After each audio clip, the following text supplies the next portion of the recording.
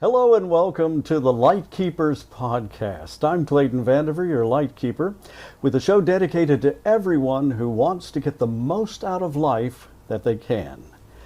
We don't talk about the end of life, we focus on the quality of life. My co-host on this episode, Charlene, a licensed clinical social worker who is certified in the state of Florida.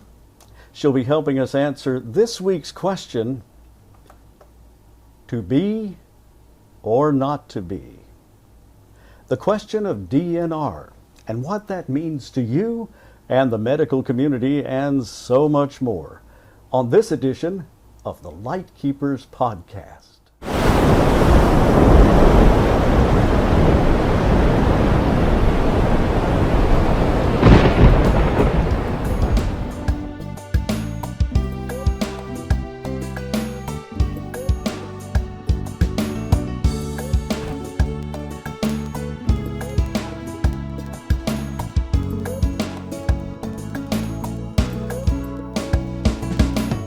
Before we start, I'd like to invite you to please leave your questions or comments below. We love to hear from you. Questions this week will be answered during our next show that appears online each Wednesday evening at 7 p.m. Eastern. The Lightkeepers Podcast is an exclusive production of A Guiding Light Incorporated. We'll tell you more about A Guiding Light at the end of the podcast, but we don't have much time. So let's get right into this week's topic, DNR. An acronym that stands for Do Not Resuscitate. Once again with us is Charlene, a licensed clinical social worker who has a lot of great information about DNR for us. Hi, Charlene. Hi. Thank you for joining us this evening. My pleasure. And the first thing I guess we need to establish for our guests, for our listeners and viewers, is exactly what is DNR? That's a good question. So a do not resuscitate order is exactly what it sounds like. It's a medical order that has to be signed by an individual and that individual's physician, stating that that person does not want to be resuscitated if their heart stops. Now what this means is that if someone's heart stops, they will not receive CPR, defibrillation, anything like that to try to get their heart restarted. Now, not everyone can be a DNR, even if you want to be. Oh, okay. Not everyone can be. DNRs are usually reserved for individuals who are maybe elderly and frail, someone with a terminal illness. Sure. Not just anyone can get a do not resuscitate order just because they don't want their heart to be restarted if their heart stops. There has to be a good medical reason behind it. Well, that begs a very good question then. Why would someone not want to be resuscitated if they were injured or if they have a negative health event? Why is it so important to tell the medical community that you have a do not resuscitate? So there's a lot of important reasons. First of all, if you are someone who maybe has a terminal illness and you have that do not resuscitate order, you don't want to be resuscitated only to have to die again later.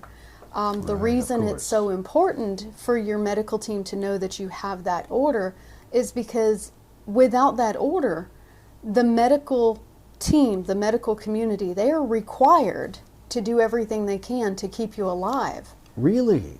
Yes. Okay. And so what that means is that unless you have a piece of paper in your medical chart that your doctor is aware of, don't assume doctors read charts, first of all. Okay, that's a good point. But you have to have a piece of paper in your chart that your medical team is aware of. Otherwise, if your heart stops, they're going to do chest compressions. They're going to do defibrillation, which is the electric shock. And there's a very good chance that you're going to be intubated and put on a ventilator. And that's the sticking point. That's what a lot of people don't want. Well, because those procedures would actually potentially do more harm than good if you indeed were close to the end of life anyway. They can actually hurt you. How much of an impact do they typically have when you have chest compressions and those sorts of procedures done? So chest compressions can be a very violent procedure. Okay. The I had heart, no idea. the heart is protected behind the ribs for a reason. It's a very delicate organ that keeps Okay. us alive. But what that means is if it stops, you have to move those ribs to get the heart restarted, to manipulate it back, which means there's a very good chance in the CPR process that ribs are going to be broken. Wow. Ribs can be broken, sternum can be cracked, lungs can be punctured. There's a lot of injuries that can happen in the resuscitation process. Now, for some people, that risk of injury is worth it to have that opportunity to come back. Sure. But if you're in a frail condition, if you're maybe very elderly, very frail, or very sickly, those injuries are just going to add on to the very reason you wanted that do not resuscitate order in the first place. That makes a very good point that there is a time when having that in place could actually preserve a little bit of quality of life a little bit longer, or allow you to go when your time is without interventions that you didn't want. Right, And right. the way that we often refer to it in the industry is allowing a natural death. And what that Okay. means is you're allowed to die naturally with only the medication necessary for comfort. Got you, got you. So being resuscitated can sometimes do more harm than good. That's important to know. Most people don't know how violent. I had no idea that it was a really that traumatic a procedure. It can be. Well, once you decide that it's right for you, how do you let the medical community know that you don't want resuscitation? So there's a couple of different important things that need to take place here. First and foremost, a person needs to have that discussion with their family, because guess what? Yeah. Once someone is unconscious, your family or your medical decision maker, they're going to be the ones calling the shots for you anyway. Sure. So you're going to want to make sure that they're on board with your wishes. So first place to start is having that discussion with your family. Of course. The next place to start is going to be to have that discussion with your doctor, because they're going to be the ones signing off on it anyway. It is a medical order. It does require physician signature. And so you're going to need to have that conversation. But the important thing is, if you go into the hospital for any procedures, if you're hospitalized, anything like that, the first thing that you want to make sure is that, one, your do not resuscitate order is in your chart, and two, your medical team knows that it's there. So what about in an accident situation where the emergency responders or paramedics are not going to know you have a DNR? So that one can be a little trickier, because in an accident, a lot can happen. You know, you may have a do not resuscitate card in your wallet, Oh, okay. but in an emergency, say for example in a car accident, most of the time you're already on the stretcher, in the ambulance, on the way to the hospital, before the state trooper writing up the accident actually bothers to look in your wallet. I see. If you have a do not resuscitate bracelet, there are medic alert bracelets that you can wear that indicate that you have a do not resuscitate order. If you're in a bad enough car accident, that bracelet might not have stayed on. So Well, they might is not take the time to look at it because imminently it's more important to try to save your life. That's what they're out there to do. when in the field in an emergency, their first response is always first and foremost going to be to preserve life. Okay. There is no guarantee Oh, I understand. that you're not going to have resuscitation attempted Right. if you are in an accident outside of your residence. Now, if you are in your residence, I always coach people to have their resuscitate order, their do not resuscitate order, prominently posted. Paramedics are trained to look like on the door of the refrigerator. Oh, okay. Or on the bedroom door, Sure. or in some cases even taped to the foot of the bed. I see.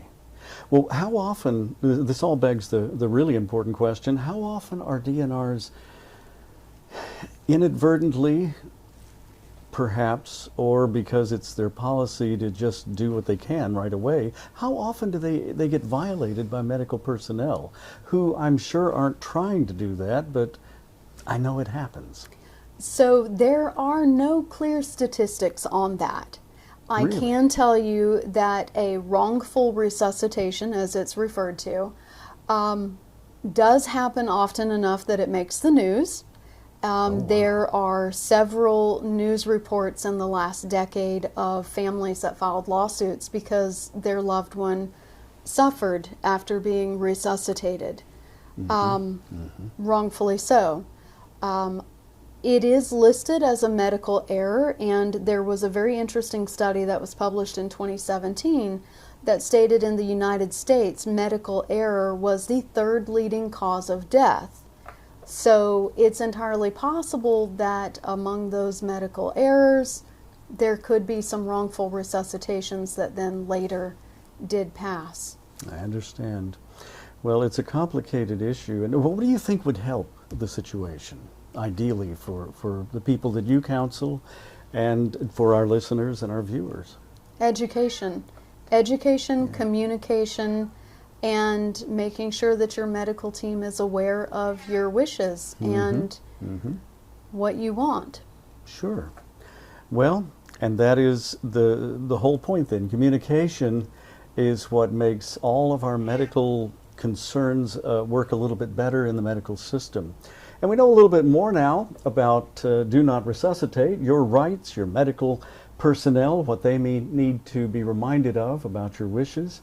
Of course, this is all a highly personal choice, and no conversation we have on the Lightkeepers podcast should ever take the place of your own medical care team or other personal advisor, who should always be consulted by you on your specific situational needs.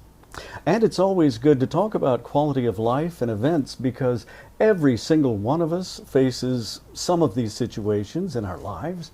Well, we hope you found some information that was helpful to you on this edition of the Lightkeepers podcast. Please leave your questions or comments below. We love to hear from you. The Lightkeepers Podcast is an exclusive production of Vanimation Studios and is brought to you by A Guiding Light, a 501c3 nonprofit organization dedicated to education and information that allows informed preparation for living the very best life possible. The mission of A Guiding Light is to provide education about life planning, guidance, and counseling that eases an individual's transition and guides them and their family, regardless of their ability to pay, through options that improve the quality of their remaining days. The organization is committed to training professionals who will help you find the best information and options to meet your planning needs that are available in your area, so you can be aware of your choices, confident in your decisions, and at peace that you have made the best decisions to live life your way. For more information on A Guiding Light, please visit the website at aguidinglight.org, or to make a tax-deductible contribution and help those less fortunate find the information and resources they need, please visit the donation page on the website, where you will find tax information and the address to send a check, or it's also on the screen right below me. We're so grateful for your support and sincerely hope that you will join us in coming weeks. We still have topics like organ donors and hospitals, funeral homes and your plans, the gap between medical jargon and medical care, and legal jargon, metabolized grief, ingesting grief, normalizing loss, hospice. It's not just for the last few days or hours. Medical plans and paperwork, and of course, your questions and comments. We love to hear from you. Speaking of that, hit the like and subscribe buttons and turn on that notify bell so you catch every episode. I'm Clayton Vandiver, the Lightkeeper. We'll see you next time.